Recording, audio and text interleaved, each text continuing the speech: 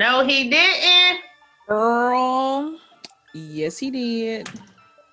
Yes, welcome.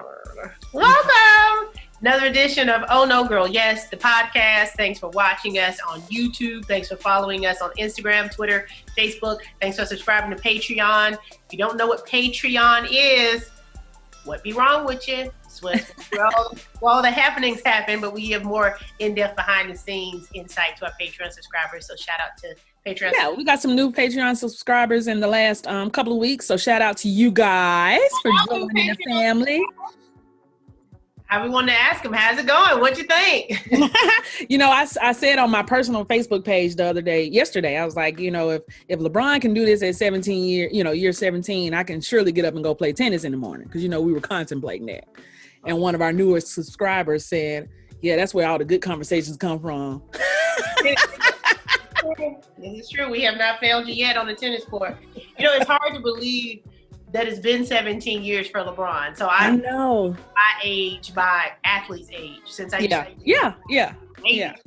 So when the one time I did work with LeBron, he I don't even think he had played an NBA game yet. No, he hadn't at that point, I don't think. Yeah. That's crazy. I feel like I grew up with him. We aged alongside each other. Yeah. So. But he's so much more advanced in life than I am.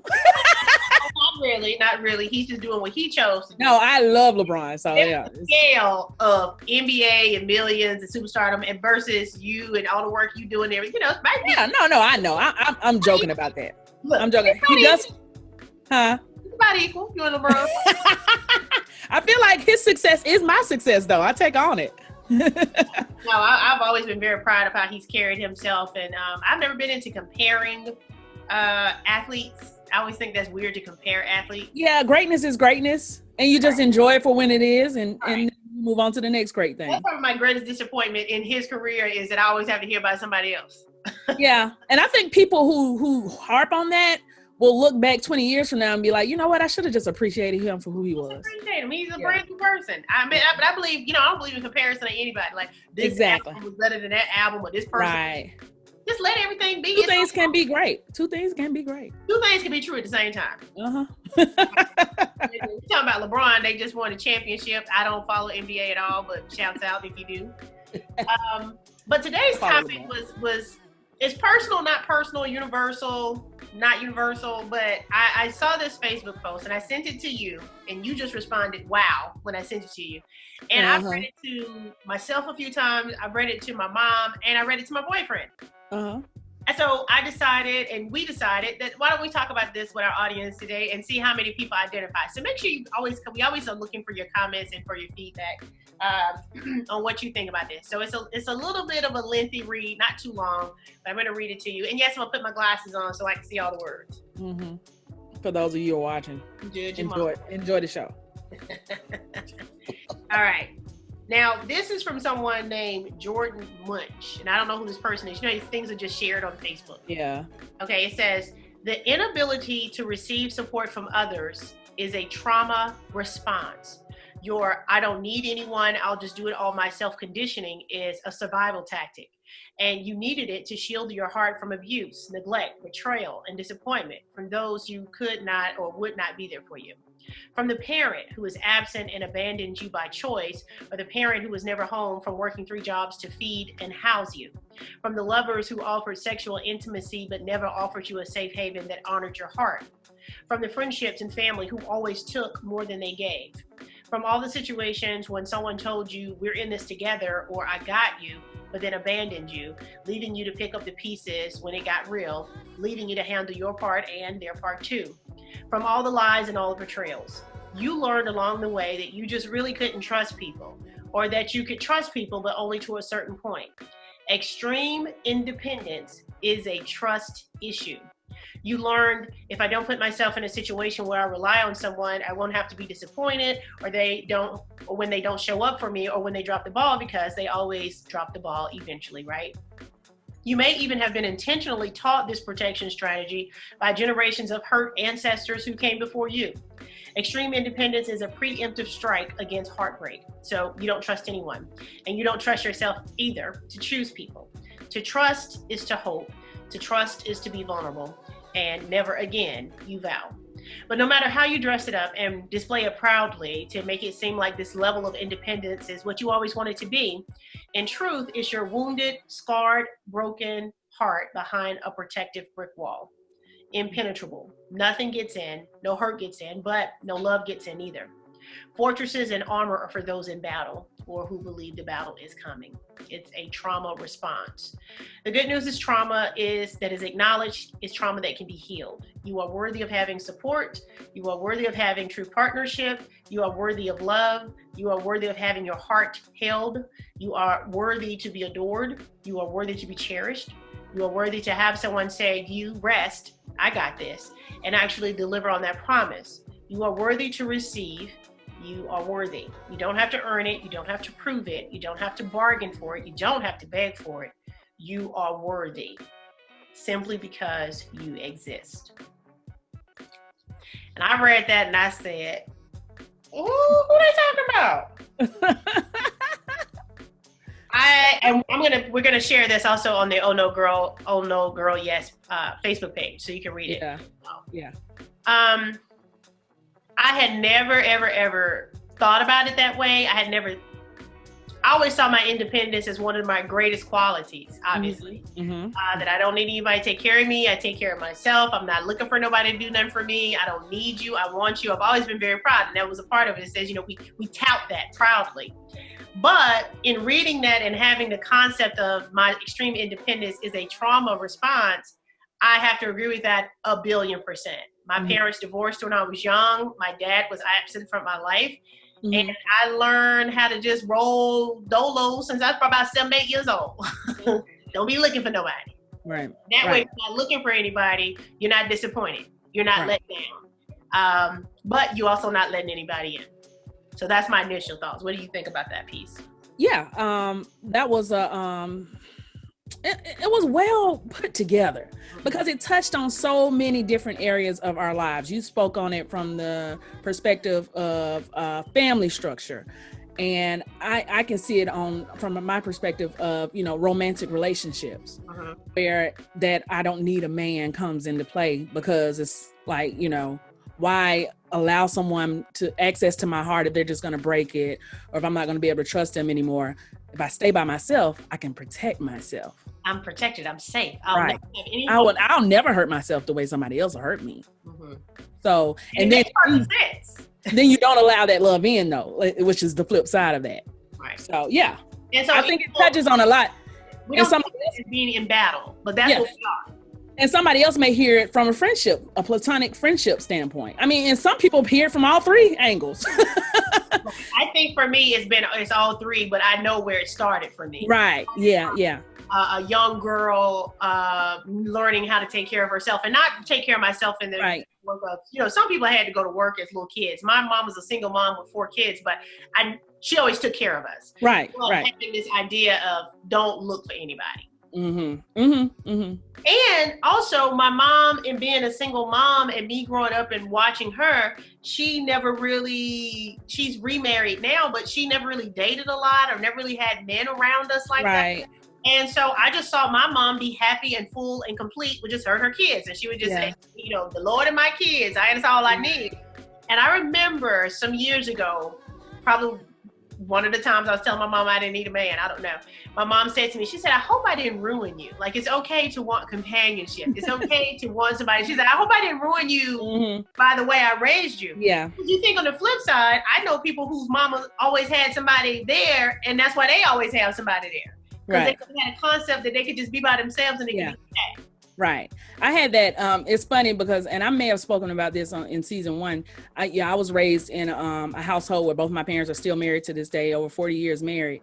But I still had a warped concept of their relationship because my mom is an independent woman for the most part. So I didn't know that she allowed my dad to be I knew it, but she was so independent. It just was like, and she had that same conversation that your mom had with you. Like, I hope I didn't raise you to be too independent. It's always a concern of hers because she did raise me to be very independent. Right. And then she had a husband in the house who was, even though she had a husband. Yeah, she had a husband there. I had a dad there all the time. Like, he worked hard. He was the head of our household. Still is. He's the head of their household. But I don't know how I grew up seeing my mom in a different light than I never felt like, I guess because she used to tell me, especially in my teenage years, she was like, I'm me because I'm a complete me. I'm happy because I'm a complete me. Nobody else, no outside factors make me happy. That can take away that joy I have. So she preached that to me. Be happy with yourself.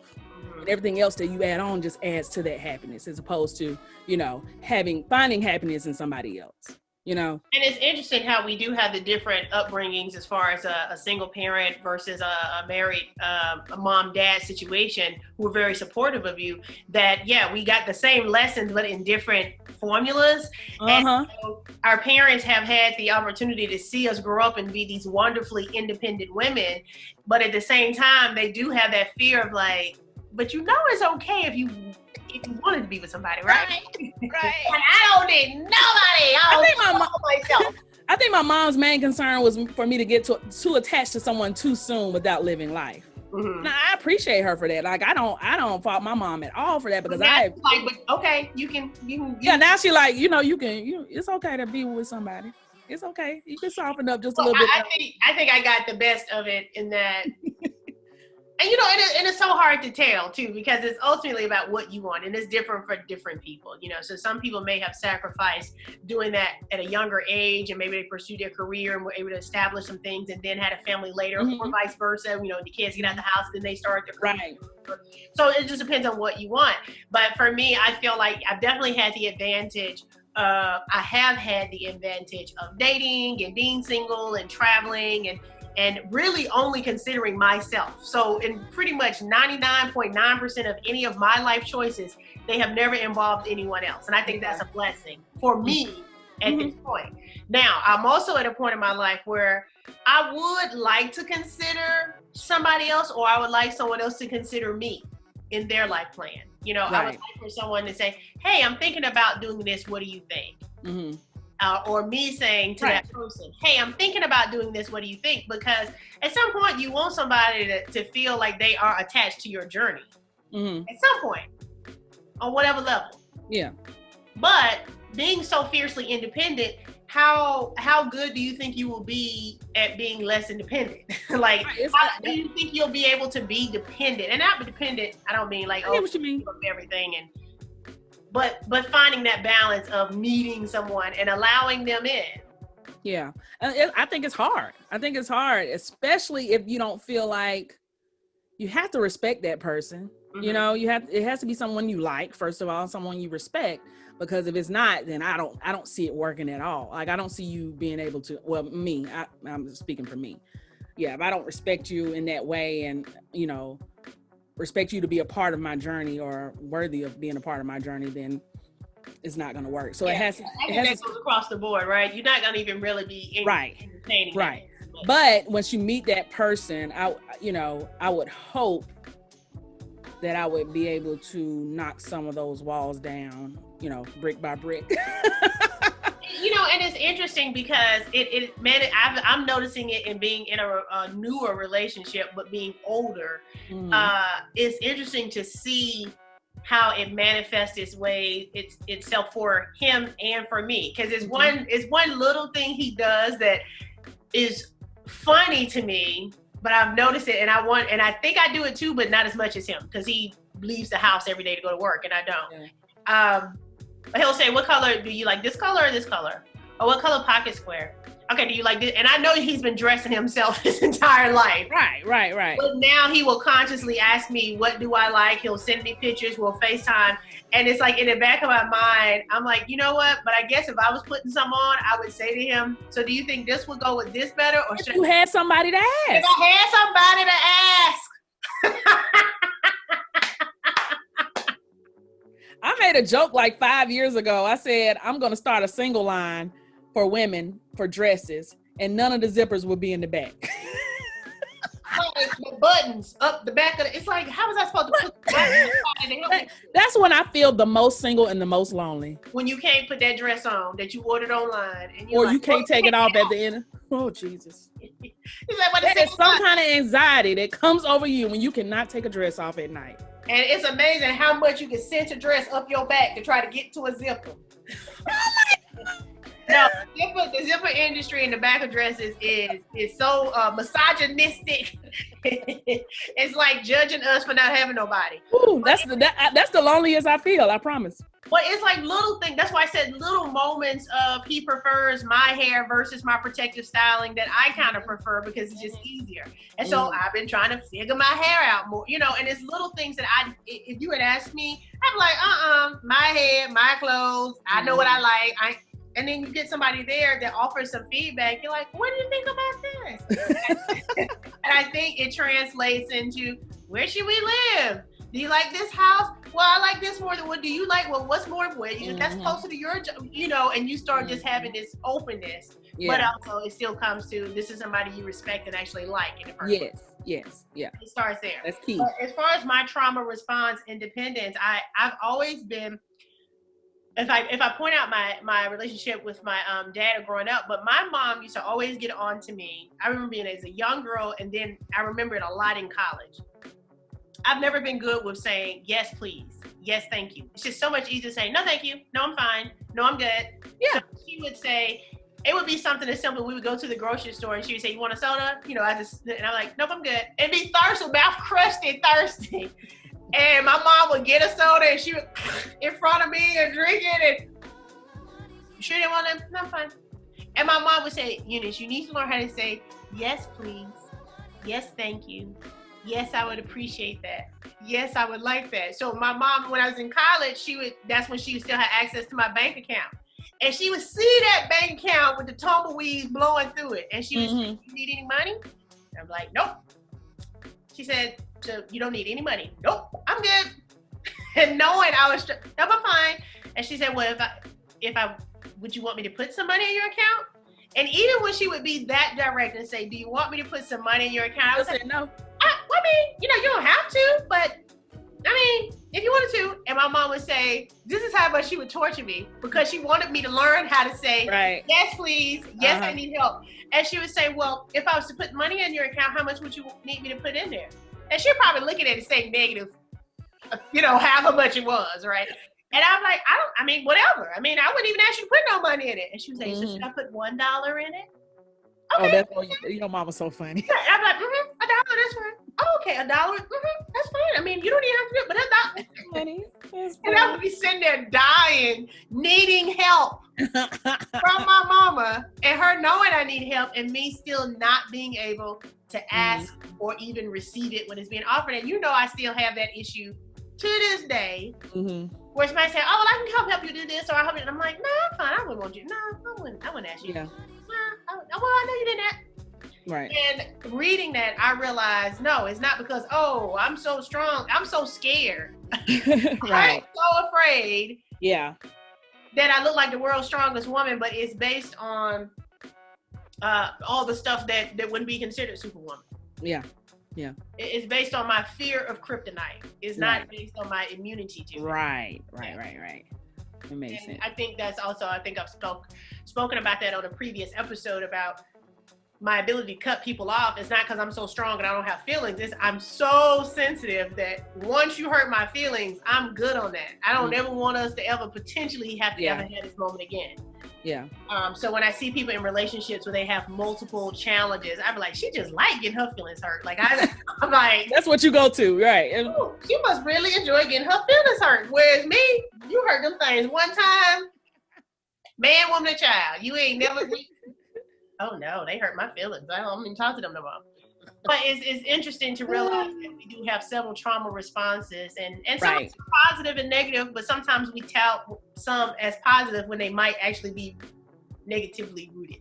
Yeah. No, you're right. Yeah, I don't know. I was thinking when you were talking about so my relationship with my parents is a little different. I don't, you know, I don't have a problem taking help from them. That would be a lie. But outside of them, I would be a little hesitant if it's a friend or something like that, or a coworker, whoever. I would be a little hesitant, but I feel like I can be vulnerable with my folks, and it's fine. So I've never had that issue where, like, if they look at my bank account when I'm in college, you're gonna put that. I've never, but it's just, but when it comes to other people, I just do not trust people as a whole. I expect the worst. And so when I'm pleasantly surprised, then I end up liking people more. Whoever that person is. Right. It's like, wow, you haven't let me down yet. Yeah. So I don't have that. Yeah. So, just when it came to doing classwork and stuff like that, I'd rather do it myself because I trust myself more than anybody else. Right. And that's just pretty much how it's always going to go. And so, but that Facebook post just lets you look at life and try to trace back those moments where it's like, maybe I should have been a little softer here, or maybe I should have been a little bit more open to this person, family member, boyfriend, whatever. So I enjoyed the post for what it was because it just hit a lot of areas. Yeah, it hit a lot of areas for me. And even now with us being in pandemic mode, and me having left my job in March of this year, most of, I would say 89.9% of anything that I planned to do before I left my job has not worked out because of the pandemic. Right. And even just recently, I was talking to my mom and she said, well, are you running out of money? And I said, well, who ain't running out of money? I said, so I was like, I'm fine, because she still to this day. Yeah. You okay? And I'm like, I'm fine. I am fine. But I'm curious if between the challenges of this life and what will continue to be a challenge, right, I'm going to have to find out who I'm going to be in it. Either I'm going to figure out a way that this hustle has gotten to where, okay, I'm good, or I'm going to have to figure out how to ask for help. At some point, which my goal in life is always never to have to ask for help. Yeah. Ever. But things happen. People have challenges. You shouldn't feel bad for having to ask for help. You also don't want to make it a habit. Right. I mean, I feel like I've done a good enough of a bad enough job of asking for help that people tend to offer me assistance. Right. More so than I would ever receive. I mean, there's a guy I used to work with at ESPN who works at another station now, and he'll just say, hey, how you doing? Do you need money? And I don't even know him like that. And I'm like, I'm good, I promise, So I feel like as long as I don't overextend people's generosity. You don't abuse it, yeah. I don't abuse it, and I don't ever want to use it, and I think I'm so hypersensitive to that. But so far, so good. So far, I have been pretty independent in my lifetime, but I want to figure out that space where, even with my relationship, I think being so attached to, I never want to be dependent on a man. I never want a man to think I need him for that or whatever. But finding out that space of, well, could you take care of this? Yeah. I actually did approach that conversation. I don't know if I told you this, with my current situation. We were talking about money, and I was talking about how, I think I was telling him the conversation about my mom asking me, was I running out of money? And I was like, well, who ain't, and he's always like, it's going to work out. It'll be fine. And I do believe if I asked him for something, he would, but I would never ask. But I said to him, well, one day I might ask you for something financial. I said, I actually was thinking about it the other day of what I would ask you for. And he's like, okay, what is it? I said, as far as like flying to see you, and then I have to pay for puppy care, I would ask you to take care of one of the other, because it ends up being like 2 flights, the cost of a flight and puppy. Right. So I said, I would say, hey, I want to come see you, but can you take care of either the puppy bill or the flight? He's like, well, that's nothing. I'm like, yeah, but I would never even have said that before. Right. I would be like, oh, well, you can't handle it. You don't need to go nowhere. Or you struggling to make it happen. So I was very proud of myself for even giving that hypothetical situation. Yeah. Because that's not like me. Right. No, I'm fine. Nope, I got it. Nope, I'm fine. No problem. And then meanwhile, back at the ranch, where's them quarter? I had a quarter over here. I saw a dime and a nickel too. That's funny. Yeah, so I do pray that I'm drawing more people to me in my life that I can trust. Yeah. And I have people in my life that I do trust that I still will not allow. So realizing that the reason I'm like that is based on trauma, it encourages me, because like I said, trauma can be healed once it's acknowledged. For most of the things of my pathology that I realize why I do it, it's been a little bit easier. You still got to do the work to say, that's why I'm like that. That makes sense. And let me figure out how I could be less like that. If it's not serving me well. It might be serving you well. Could be.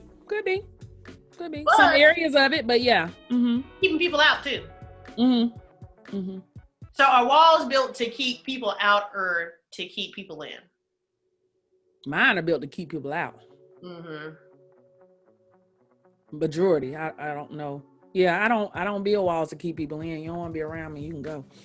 See, look at that face, y'all. And y'all see how it be coming out. That eyebrow go, and you ain't got the beat.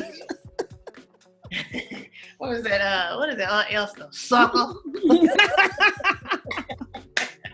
that Friday? No, that's Was Aunt Elster from Sanford and Son. Sanford and Son, yes. But no, wasn't she in Friday? No, Esther. Did she play in another movie where she recreated that? Oh, you know what? That line. You know what? Wait, you are right. Aunt Esther is in Friday at the very beginning, I think, as Jehovah's Witnesses coming. Yeah. Okay, so I mean, she kind of recreated that character a little bit, like, or it was a similar character. Yeah. Very beginning of the movie. Okay. Yeah. No, I know who Aunt Esther is. I'm just. You like sucker. You jive turkey sucker. Those were the good old days. But anyway, I said that to say you miss your time in life when you would have been saying that to people, because you would have been a jive turkey mother sucking somebody. That would have been hilarious. Sucker over here. Let me tell you what this sucker just said to me. Jive turkey. I think I'm gonna go back to sucker. I want to start calling people sucker again. I think I will. Jive turkey sucker. The first time you hit me with that, I'm gonna fall out. I'm telling you now. I promise you. And you know, once I decided, I'm like, oh, here it go. Jive. This jive turkey. She gonna be jive turkey or sucker. That just made me happy. So, all right, y'all better watch out. Don't look. That could be the new name of the podcast, because instead of "Oh no, he didn't," listen to this jive turkey sucker. Same thing. Oh no, he did. Jive turkey. Oh my goodness, that's hilarious. True story. So anyway, let us know in the comments. Are you hyper independent? Are you overly independent? And do you think your independence is a trauma response? You know, and the opposite of the trauma response is that maybe you saw your mom be so dependent and you didn't see it work out well for her, and so you're overly independent. Or, you know, it's all these different ways. It's different factors to get there, yeah. Of how you get to so many different roads to get there. But are you keeping people out? And so, yes, we're proud. You got your own house, you got your own car, you did it by yourself. You don't need nobody. But you be looking at them blinds like, where he at, where he be. Where is that jive turkey? Sucker. Sucker. Oh. Let us know in the comments. Make sure you comment, like, and share the podcast. Don't forget, check out Patreon. If you like what we do here, we do a lot more there with pictures and videos. Yeah, I think that's it, right? All right. Yeah. Oh, no, he didn't. Girl, yes, he did.